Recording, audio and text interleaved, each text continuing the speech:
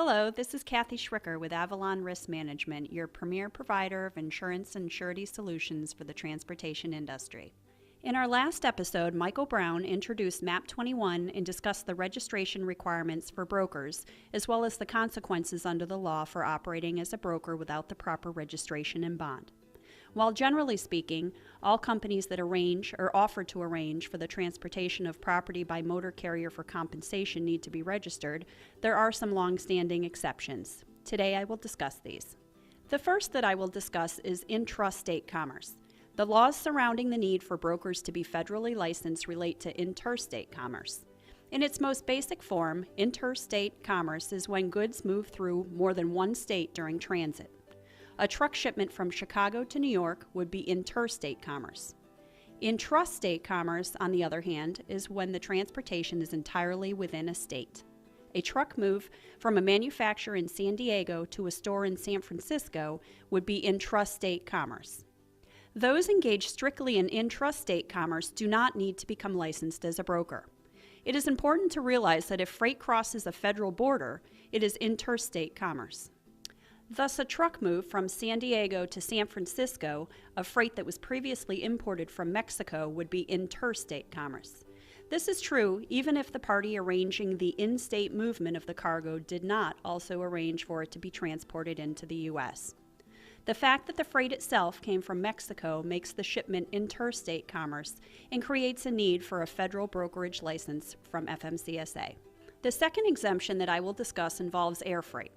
Since the deregulation of the airline industry in the U.S., those entities that arrange for ancillary truck movements have not been subject to federal licensing requirements. This exemption is quite narrow, however. In order to qualify, an exempt truck shipment must have had a prior or subsequent movement on an actual aircraft.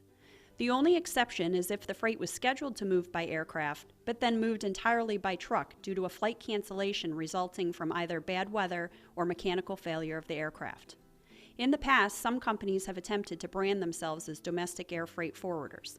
They would issue an airway bill, but arrange for the cargo to move entirely by truck.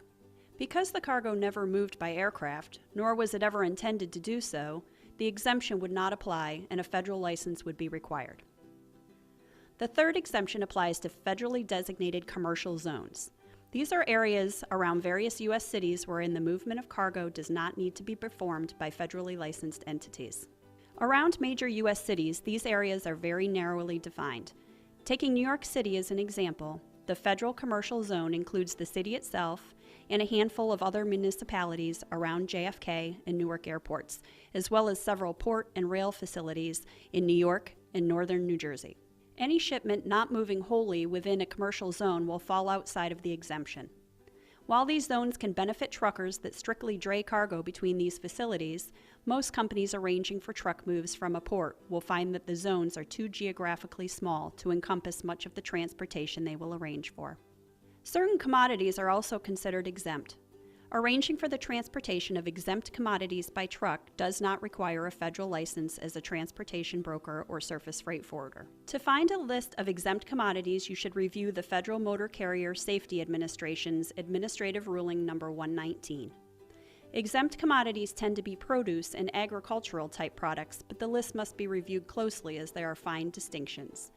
Eggs in the shell are exempt, for instance, while hard-boiled eggs are not. Frozen fish is exempt, but canned fish is not. The bottom line is that unless you are involved in arranging for the transportation of a very limited number of specific commodities that happen to be exempt, you will quickly find yourself moving non-exempt cargo and thus be subject to the federal brokerage licensing requirements. All of the exceptions that we have discussed so far have existed for some time and predate MAP-21. While many of you will handle exempt shipments from time to time, it is generally rare for a company to exclusively be engaged in intrastate commerce, only handle shipments that move entirely within a federal commercial zone, or with a prior or subsequent movement by air, or just deal in exempt commodities. This brings me to MAP-21. MAP-21 adds 3 new exemptions, one each for ocean transportation intermediaries, customs brokers, and indirect air carriers. We will cover these in our next episode. Thank you for watching.